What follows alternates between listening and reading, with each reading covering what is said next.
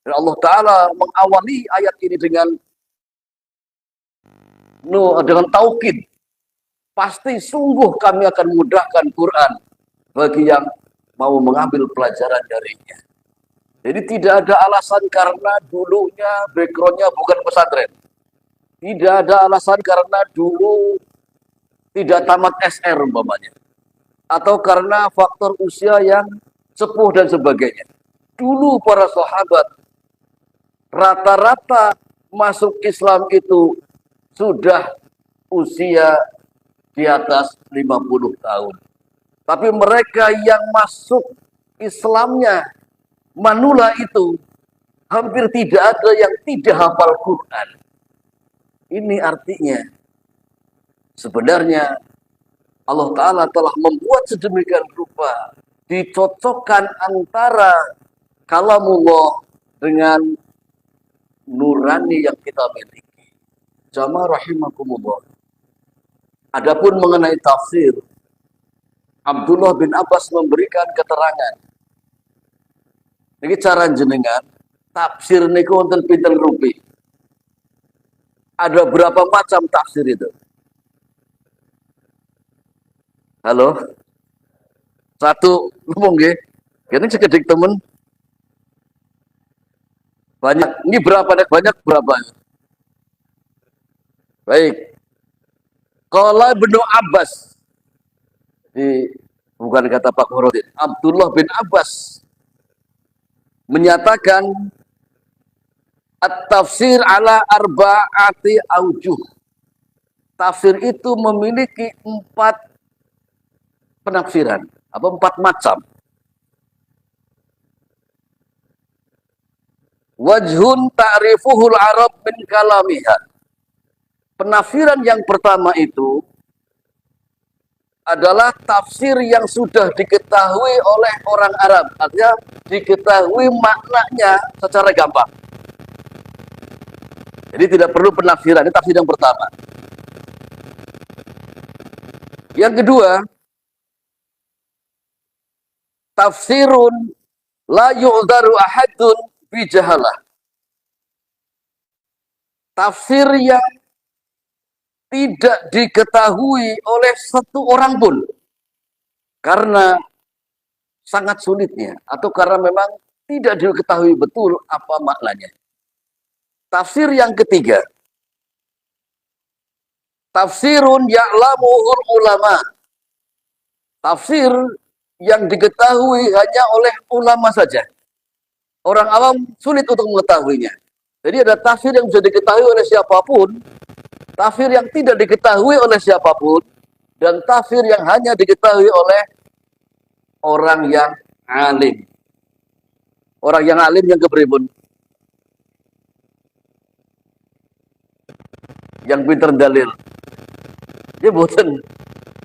Konsep alim dalam Quran sebenarnya sudah paham. Orang yang alim itu adalah orang yang paling merasa takut kepada Allah. Innama yakhshallah min ibadihil ulama.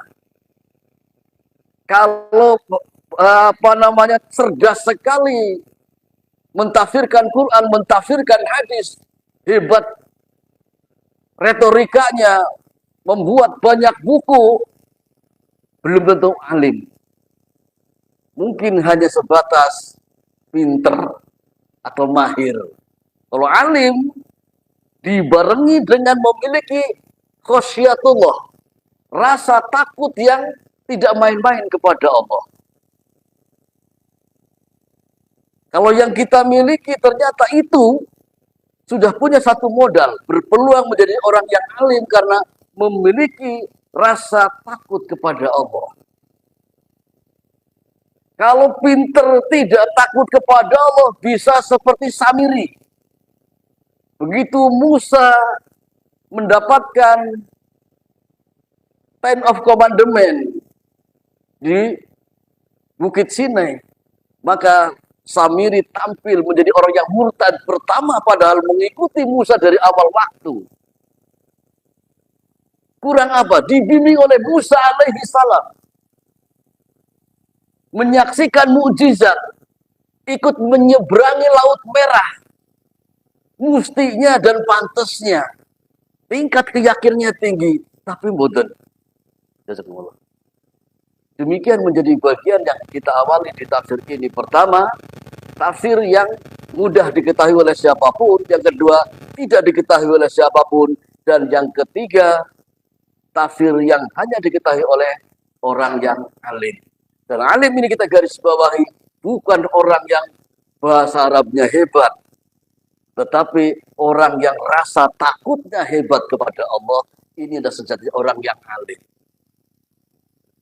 Syukur-syukur pinter bahasa Arabnya, banyak hafalan Qur'annya, raos ajri pun kepada Allah Ta'ala sangat tinggi. Ini tentu memiliki makom tersendiri.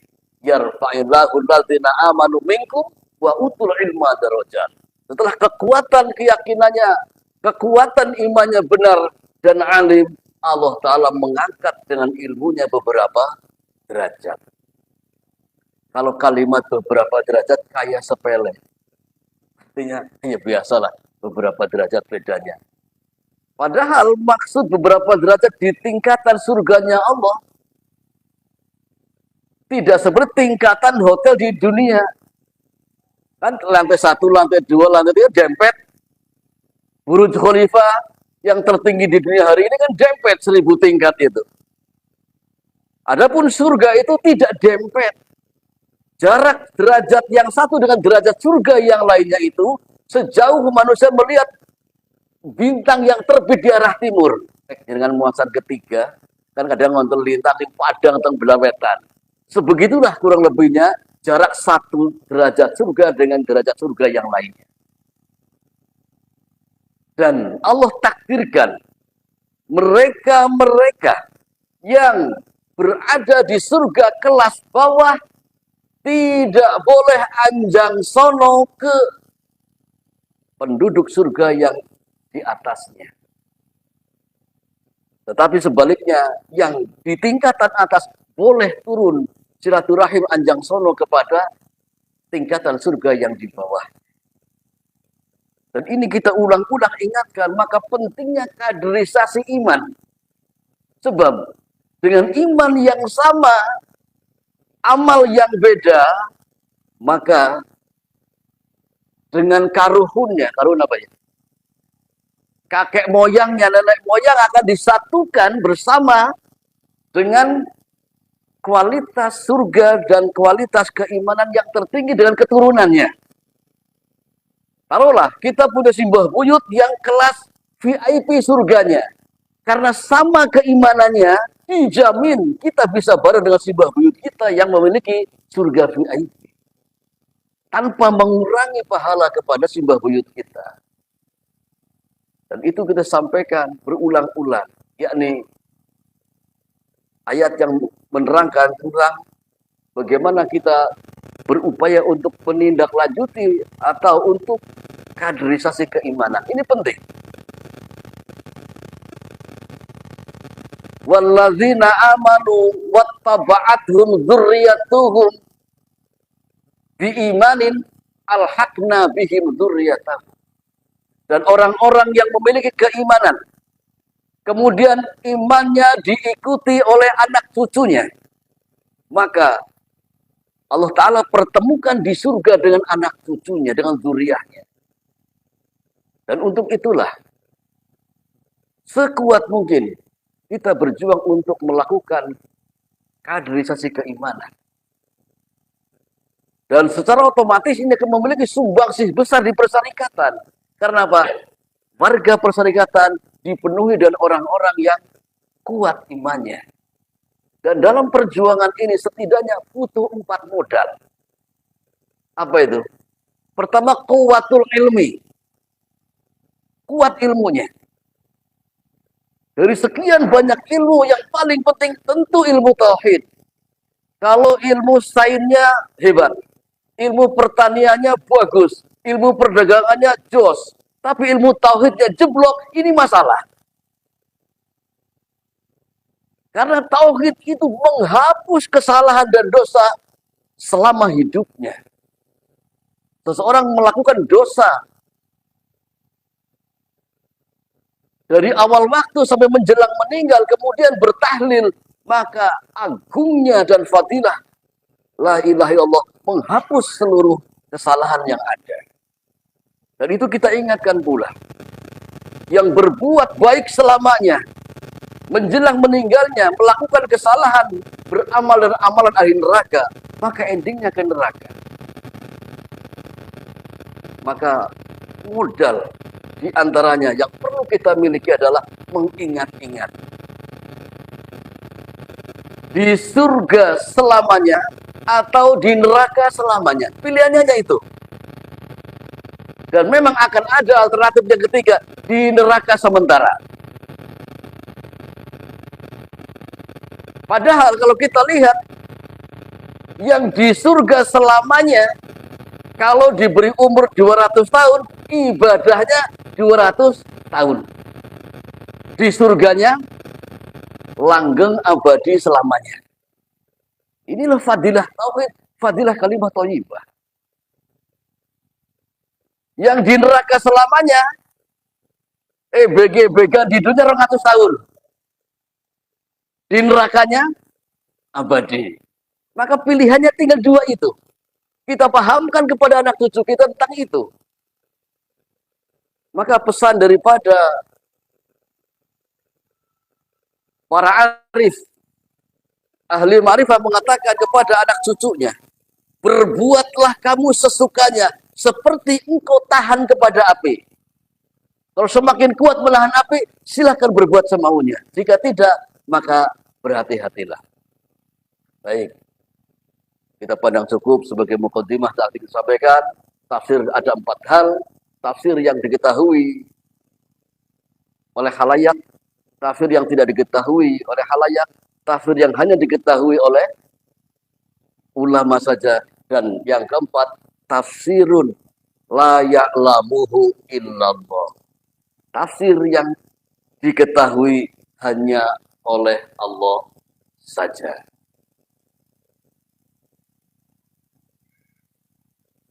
Baik jamaah rahimakumullah.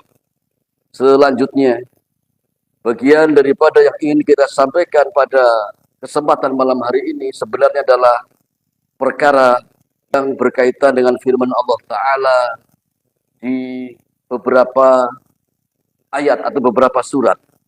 Di antaranya di surat Fusilat. Wa imma yanzaghannaka minasyaitoni nazghun fasta'idz billah. Ada lagi, Rabbi a'udzubika minasyayatin wa a'udzubika ayyahdurun, dan yang lain-lain.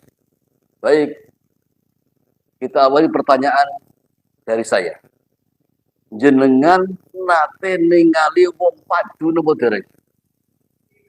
Sering ombok mboten lare. Oh malah pelaku. Baik. Banjur nate ningali orang pelerainya apa tidak? Yang melerai, yang misah, kata yang memberikan yang ini. Saya tanyakan, kalimat yang diucapkan oleh pelerai kebanyakan itu nopo? Eling, emut, nyebut, istighfar, lanjutkan jemboten pasal lanjutkan. Oke, antara itu kurang lebihnya eling, nyebut, istighfar. Pertanyaannya, apa itu tuntunannya dari Kanjeng Nabi?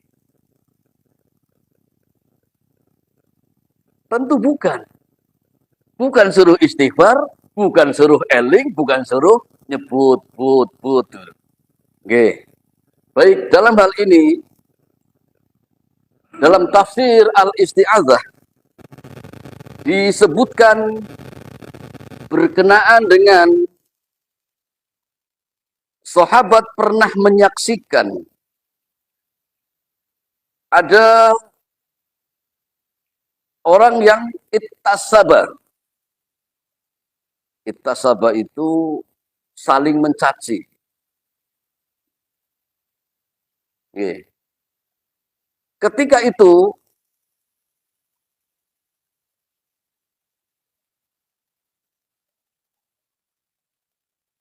Rasul Shallallahu Alaihi Wasallam juga menyaksikannya. Dalam keadaan demikian, Rasul menegaskan, ada satu kalimat yang kalau ia mau mengamalkannya, maka akan hilang darinya rasa marah. Lalu sahabat yang barengi Kanjeng Nabi termasuk Ibnu Abbas mengatakan, apa kalimatnya wahai Nabi? A'udzubillah minasyaitonirrajim. Jadi bagian daripada pemakaian ta'awudz adalah suruh dipakai oleh orang yang berantem. Jadi pesannya mesti yang melerai adalah ken ta'awudz. Balik bertanya, dalam catatan sejarah jenengan ada orang berantem yang melerai mengingatkan suruh ta'awudz berapa kali? Hadis ini banyak diketengahkan Abu Dawud, Imam Ahmad dan sebagainya. Nah, satu ilmu, tapi ampun padu jenengan pelerai mengingatannya boten ken nyebut, boten ken tahlil, boten ken eling, tapi ken ta'awudz. Dan riwayat ini banyak, nggak cuma 2, 3, 4, 5. Nah, kita persingkat ke hal yang lain. Penggunaan ta'awudz selain mengingatkan kepada orang yang sedang beradu mulut, kapan pemakaiannya? Kan jelas sok ta'awudz. Kapan dipakainya? Halo?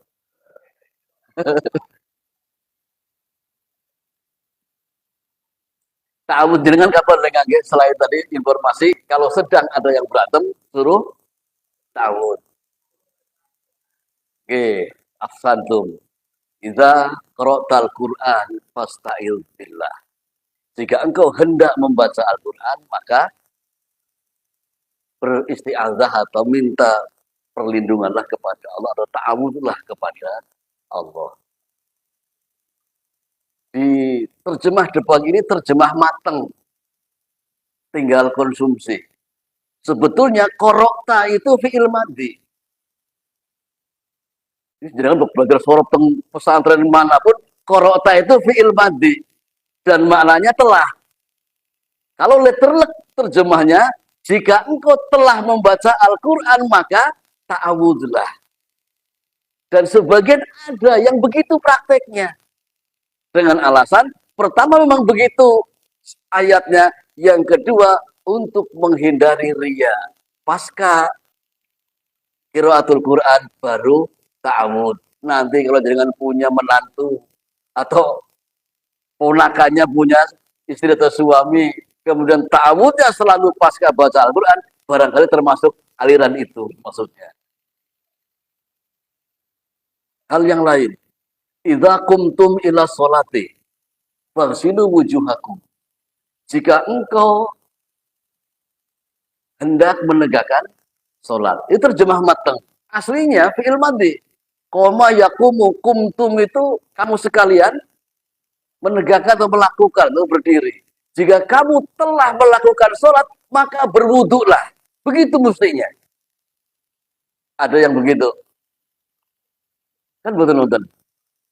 Artinya, Quran kalau diterjemahkan harfiah di tempat-tempat tertentu cilaka prakteknya gitu. Gitu maksudnya.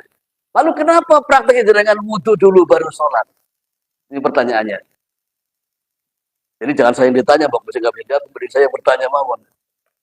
Kenapa jangan berwudhu dulu baru sholat? Halo? GPL amun kesuwen nih coba aja. Kenapa jangan wudhu dulu baru sholat itu? Okay. Kenapa? Membersihkan najis bukan dengan wudhu, dengan membersihkan hadas. Ya, itu permasalahannya kenapa sebelum sholat bukan habis sholat? Ayatnya, jika engkau telah menegakkan sholat maka berwudhulah. Aslinya begitu. Tapi tafsir ini tidak selamanya harfiah. Jadi tafsir itu ditafsiri oleh sahabat, tabi'in, atba'ut tabi'in, dan tidak bisa dibantah kalau yang menafsirkan Rasulullah. Dan prakteknya Rasulullah yang menerima wahyu ini, wudhu dulu baru sholat. Ini jawabannya. Jadi kenapa? Prakteknya Nabi yang dilihat, bukan letterlek ayat. Baik, sekarang saya persilahkan kalau ada yang bertanya dulu silakan. Tapi ampun sing angel. Oke. Kalau ada silakan. Di tema atau di luar tema? Pilih untuk monggo. Belum ada. Kalau belum saya bertanya lagi. Selain pesan untuk yang berantem suruh tahu, selain ketika hendak membaca Al-Quran, ta'awud yang lain kapan? Mimpi buruk. Udah gitu aja tepat gitu. Mimpi buruk. Mimpi buruk itu tidak selamanya buruk. Kadang kenyataannya indah dan menyenangkan. Kalau dengan mimpi berhubungan dengan istri orang ini mimpi buruk. Iya kan prakteknya mungkin menyenangkan secara syahwat. Tapi ini mimpi buruk. Kenapa? Melanggar larangan Allah Tabaraka wa Ta'ala. Jadi maksud mimpi buruk jangan dibayangkan yang serem-serem doang. Gitu. Tapi mimpi yang isinya melanggar syariat, ini mimpi buruk. Jangan mimpi harusnya sepikul segendongan, jangan telung pikul warisannya. Ini juga mimpi buruk namanya. Nah itu kalau mimpi buruk, Rasul berpesan saat bangun meludah ke arah kiri 3 kali sambil ta'awud. Kemudian jika masih mau tidur lagi bagian yang lain, pindah posisi. Jangan ajeg. Kalau perlu parkir mujurnya, ngalor dengan itu. Oke. Yang ketiga, saat mimpi buruk itu tidak bercerita kepada siapapun. Ini yang angel. Malah kadang curhat gitu, dengan mimpi buruknya. Di bagian penting adalah ta'awud saat bangun meludah ke arah kiri, pindah posisi tidurnya, jangan ajeg. Yang keempat adalah tidak menceritakan mimpinya pada siapapun, hatta kepada istri sendiri. Oke. Tutup rapat-rapat. Cukup Anda dan Allah yang tahu. Lalu kapan lagi jenengan ta'awud? Di tafsir Qurannya nanti gampang insya Allah kalau ada ininya. Ini yang gampang-gampang dulu. Halo, ini dari hal yang sepele, ta'awud kan sepele. Meleleh, suruh ta'awud orangnya. Mimpi buruk berta'awud, mau membaca Al-Quran ta'awud. Kapan lagi? Mau bal-balan. Oke, baik. Tepat itu. Itu bal temenan, bukan bal-balan itu. Oke. Jadi ketika mau berhubungan itu dianjurkan bertawul kepada Allah. Jadi jangan kayak pitik. Oke. Gitu. Tidak sulit. Kemudian jadi tidak akan marahi doa mau bersenggama. Udah hafal semua. Oke. Termasuk Pak penghulu juga nggak mau marahi biasanya itu pengantinnya baru. Selanjutnya, kapan lagi Anda bertahun keluar dari rumah? Pesan siapa itu? Boleh. Apa pesan? Artinya semua yang memiliki referensi atau memiliki katakanlah dalil bahasa kerennya. Kapan lagi? Rajin. Tidak akan baik. Yang berikutnya adalah ketika sholat. Pertanyaannya, jenengan sering ta'awud kaitannya dengan sholat? Apa tidak sering? Apa babar belas tidak pernah? Bismillah doang. Baik. Di riwayat Imam Ahmad, Tirmidzi, Abu Dawud, Rasul Shallallahu Alaihi Wasallam jika bangun dari tidurnya,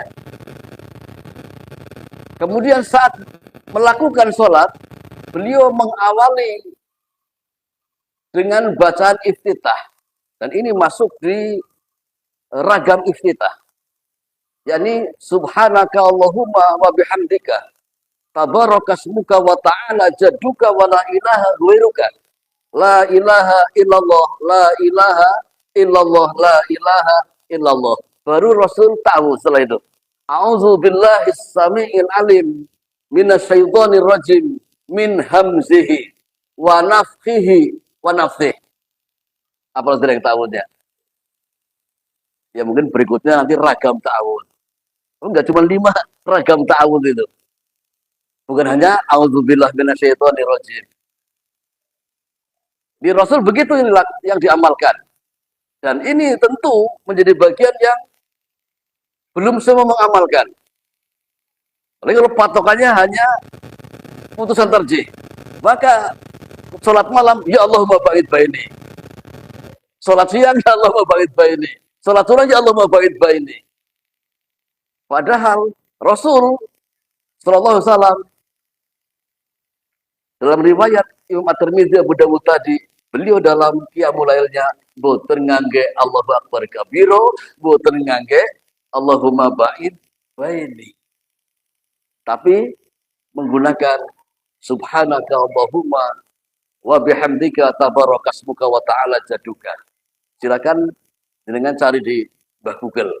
Ragam iftitah. Nanti ketemu salah satunya itu. Baik, di penggunaan-penggunaan yang ada tentu tidak hanya itu, tidak benar cukup. Kita beralih ke isti'adzahnya.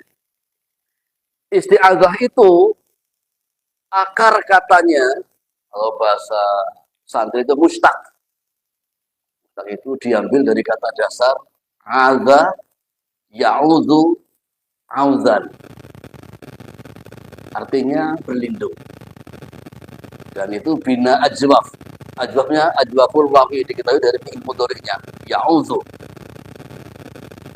Kemudian dimasukkan ke wazan istaf'ala. Aslinya ista'wadza. Nah, dengan proses yang ada dalam kaidah shorof menjadi ista'adza. Dan kalau tidak paham shorof, tidak tahu aslinya, tahunya tinggal pakai isti'adzah. Jadi aslinya ista'wadza. Jadi isti'adzah tambah tak marbutoh isti'adzah. Yang artinya berlindung. Dan kemudian jamaah rahimakumullah, ayat lain yang berkaitan dengan ta'awud dalam Rawai'ul Bayan, khusus tafsir ayat hukum dari Imam Ali As-Sabuni, disampaikan pula ayat yang lain yang menukil tentang ta'awud di surat Ad-Dukhan ayat 20. Wa inni uztu bi rabbi wa rabbikum antarjumun. Dan sungguh aku berlindung terhadap Rabbku, terhadap Tuhanku dan Tuhan kamu sekalian, dari keinginanmu yang ingin merajam daku. Hal ini adalah doa Nabiullah Musa alaihissalam ketika diancam oleh Fir'aun mau dibunuh dengan dirajam. Maka dakwah tauhidnya jalan. Aku berlindung kepada Tuhanku, juga Tuhan kamu sekalian, dari keinginanmu untuk membunuhku dengan cara dirajam. Dalam lisanul Arab, azabihi auzan wa iyazan, maknanya adalah laja ilahi wa tasoma. Artinya adalah menjadikan Allah sebagai penyelamat. Kalau doa pasca qiyamul lail kan diantaranya la malja'a wa la manja'a minka ila ilaika dan sebagainya. Jadi maksud dari berlindung adalah menjadikan Allah sebagai sang juru selamat. Wa tasoma bihi, dan menjadikan Allah sebagai pengayomnya, backingnya. Kemudian kata asyaiton Artinya nopo. Kita berlindung kepada setan atau asyaiton. Asyaiton itu artinya apa? Arti asyaiton. Setan, udah dibeset ketan. Halo, nopo. Arti syaiton atau setan artinya apa? Bacin malih. Itu akan malih. Dalam hal ini ulama memiliki beberapa pendapat tentang arti syaiton. Namun secara umum disepakati asyaiton itu memiliki makna yang paling mendasar, yakni al-mumtarid al-ati. Al-mumtarid itu penentang, yang tukang nentang. Al-ati itu yang durhaka. Jadi menentang dan berbuat durhaka. Itu arti yang paling lekat dengan lafaz asyaiton. Kemudian jamaah rahimakumullah, asyaiton itu mustaq min syatona. Diambil dari kata dasar syatona. Bimakna bu'dah, yang artinya jauh. Jadi syatona itu artinya sama dengan ba'udah, jauh. Yuqalu syatonat daruhu. Ada ungkapan dalam bahasa Arab, syatonat daruhu. Artinya apa? Bukan setan rumahnya, tapi jauh rumahnya. Jadi maknanya syatona sama dengan jauh. Kemudian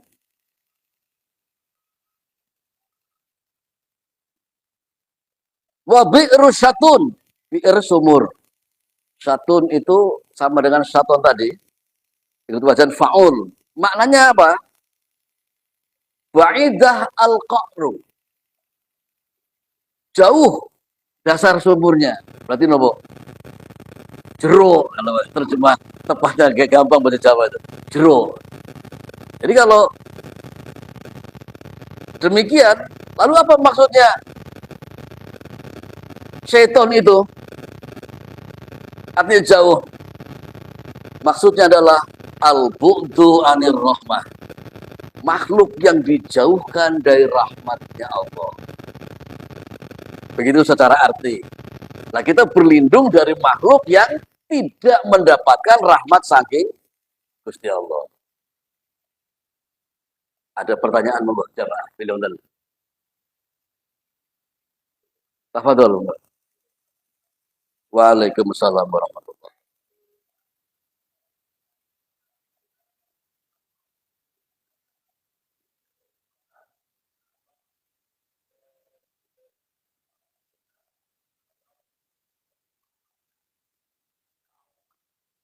Ta'awudnya berarti setelah iftitah sebelum Al-Fatihah. Tempatnya di situ. Itu runtut di paket hadis. Jadi bukan mau sholat, a'udzubillah minasyaitonirrajim, baru Allahu Akbar, tapi Allahu Akbar, iftitah, baru ta'awud. Oh begitu? Ya kajian Nabi begitu. Kan ibadah itu tolok ukurnya bukan menurut saya, atau bukan kepenaknya, atau bukan pantasnya. Demikianlah ya, kudwah kita atau uswah kita itu mengamalkannya ta'awud itu di dalam sholat, bukan di luar sholat. Jadi setelah iftitah, begitu insya Allah. Oke, ada yang lain? Baik, kita lanjutkan ke keterangan yang lain. Wasyaitanu laisa muhtason bil jinni. Yang kedua kita ingatkan, setan itu tidak khusus untuk bangsa jin. Istilah setan itu. Jadi yang jauh dari rahmat kan tidak hanya bangsa jin. Dan jin yang di sini itu bukan jin yang ada surga dan neraka baginya. Bagaimana ayat? Karena minal jinni. Iblis itu termasuk bangsa jin. Kalau dimaknai dengan jin makhluk yang memiliki beban ibadah, tanggung jawab ibadah, ada yang ke surga, ada yang ke neraka, ada yang kafir, ada yang mukmin, ini akan koleng. Iblis bangsa jin. Lalu jin dulu apa iblis dulu? Lalu akan mikirnya kan begitu. Padahal maksud dari bangsa iblis bangsa jin adalah jin sesuai dengan arti kata dasarnya. Dari janana, jannah. Artinya apa? Sesuatu yang umpetan, tidak nampak. Maka yang dimaksud adalah iblis termasuk golongan makhluk yang tidak nampak. Kalau begitu, entah yang dipikir ada memang begitu mestinya. Dan yang termasuk bangsa jin itu ya setan, ya malaikat, ya itu lagi setan, malaikat. Jin tidak nampak. Setan, malaikat, lalu siapa lagi? Ya jin itu sendiri, bangsa jin. Berikutnya adalah janin. Itu termasuk bangsa jin yang tidak nampak. Ya kalau sekarang ada USG dan lain. Tapi aslinya janin itu adalah dari janna itu sendiri. Janinun yang tidak nampak aslinya. Kayak rohimah, rohman, jadi rohim yang pengasih. Ini janin yang tidak nampak. Begitu memaknainya, iblis dari bangsa jin jangan dibayangkan makhluk begitu. Tapi iblis adalah makhluk yang tidak nampak. Jadi iblis, setan, malaikat, kemudian jin itu sendiri makhluk yang ada surga dan neraka nantinya, kemudian terakhir adalah janin. Dan itu plagiat ulum Indonesia. Jadi itu bahasa Arab aslinya, jadi bahasa Indonesia.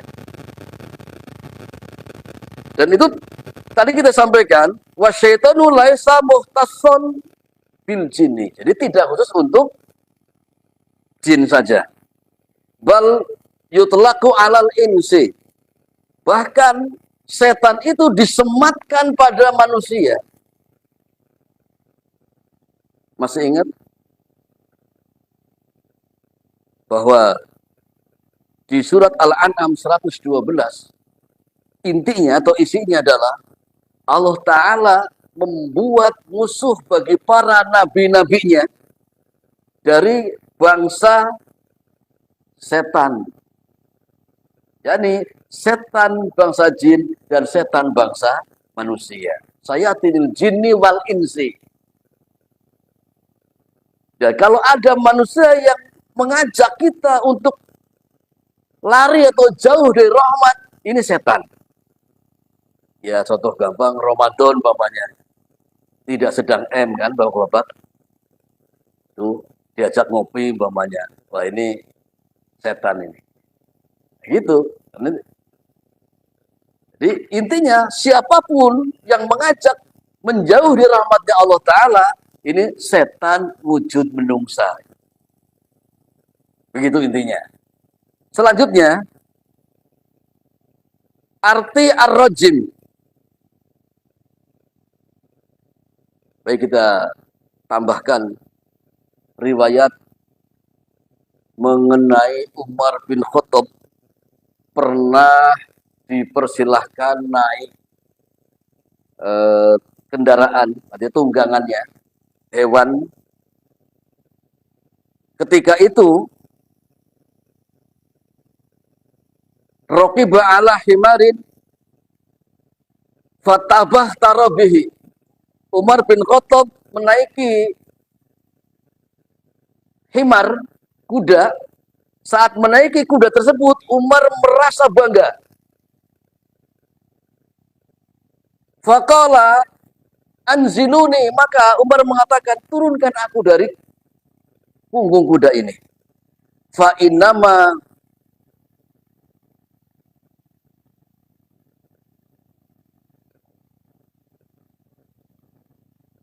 irtakabattumuni ala syaitan. Sesungguhnya kamu sekalian telah menaikkan aku di atas punggung setan. Artinya, ketika merasa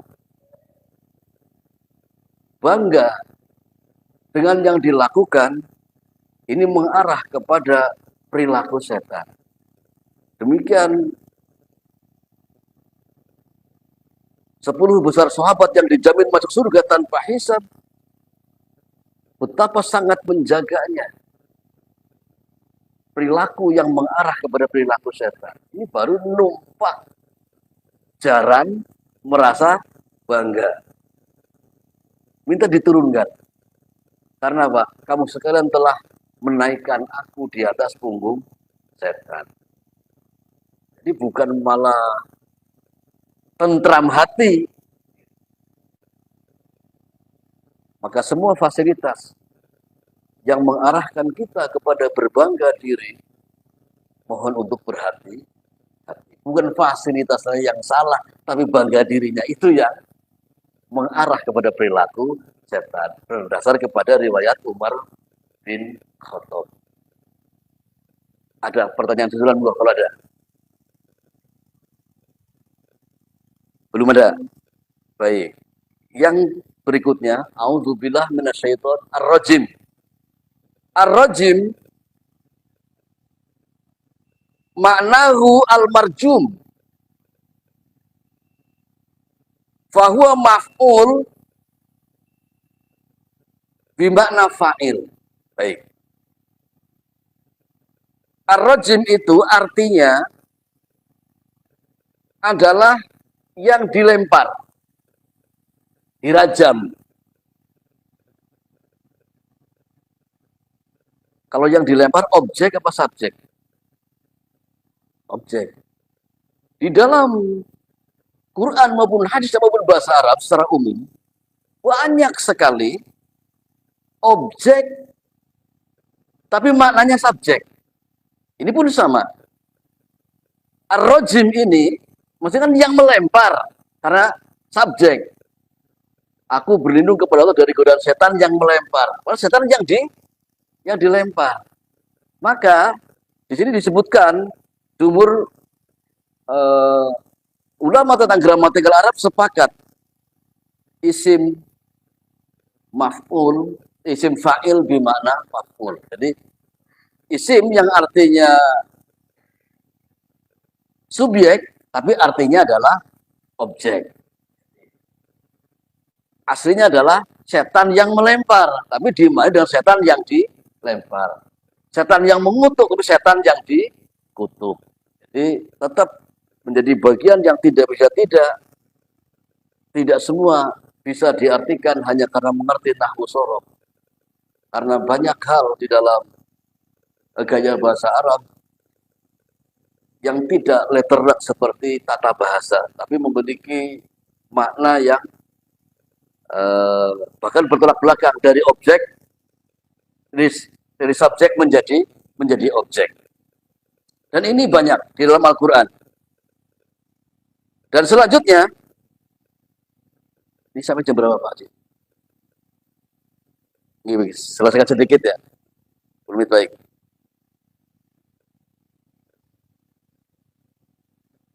Imam Al-Qurtubi menjelaskan di dalam tafsir Al-Qurtubinya, wa aslur rajmu, asli daripada kata ar-rajm adalah ar-ramyu bil hijarah, melempar dengan batu.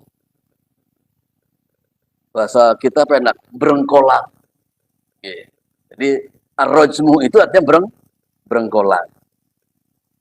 Dan warajmu yati bimakna al-qatl. Namun kata ar-rajmu itu yang artinya balang atau melempar itu memiliki arti yang lain, jadi al-qatl, pembunuhan atau membunuh. Walaknu, laknat. Watardu, usir. Wasyatmu, dan umpat. Dan arti ini sempat dilontarkan kepada Nabiullah Nuh alaihissalam. Dan isinya satu kata mewakili semuanya. Ia akan dibunuh, ia akan dilaknat, ia akan diusir, ia akan dicaci maki, diumpat. Wa qad qila hadza kulluhu fi qoulihi ta'ala, dan ini difirmankan dalam Al-Qur'an, la illam tantahi ya nuhu latakunanna minal marjunin. Wahai Nuh, jika engkau tidak menghentikan dakwahmu, maka engkau termasuk orang yang akan apa? Dibunuh, dilaknat, diusir, dan dicaci maki. Dan empat-empatnya di satu-satunya ayat yang mewakili empat makna tersebut. Walhasil, terbatasnya waktu, maka makna atau tafsir mengenai al-isti'adzah kita batasi pula. Walhasil itu berarti pun ringkasnya, kalau bahasa terjemahnya gampang. Maknanya dari isti'adzah adalah istajaro wa alja'a ilallah. Artinya kita berlindung dan bernaung kepada Allah. Wa tasoma bihi, dan bergantung kepada Allah, min syarri syaitanil ati al-mabtun, dari kejahatan setan yang durhaka dan yang menentang. Alladzi yurdi ayyuhawiyani fayudallini, yakni sosok yang ingin menyesatkan dan membengkokkan aku dari jalan Allah Ta'ala. Wahtami, dan aku memohon kepada Allah Ta'ala penjagaannya, yakni bil khalqis sami'il alim, dengan Allah yang memiliki zat pencipta, maha mendengar, maha mengetahui, min hamzihi, dari serbuan setan,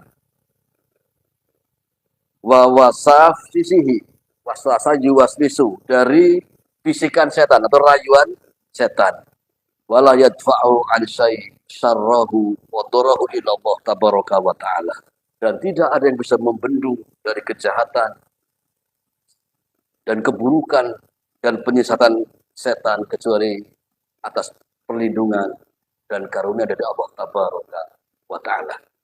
Dan kemudian klimaksnya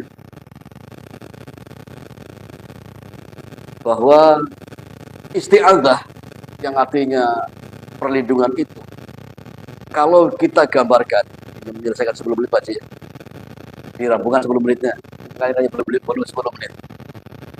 Aku berlindung kepada Allah, ini bukan saja mengucapkan auzubillah, tapi memiliki makna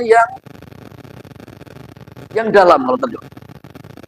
Kalau gambaran di kehidupan, saat mengatakan auzubillah minasyaiton, ini seperti kita melakukan suaka politik kepada Allah, bersuaka kepada Allah. Dan saat jenengan atau menyaksikan seseorang dideportasi dari satu negeri, melakukan suaka politik ke negeri tertentu atau ke kerajaan tertentu, bagaimana yang akan dia alami? Tentu berlindungnya kepada raja atau presiden atau kepada kepala suku atau kepada siapapun yang menjadi tempat suaka politiknya, dia tidak berada di balik punggung raja atau presiden, gemblok digendongkan boten, tapi datang diterima mematuhi aturannya, gitu.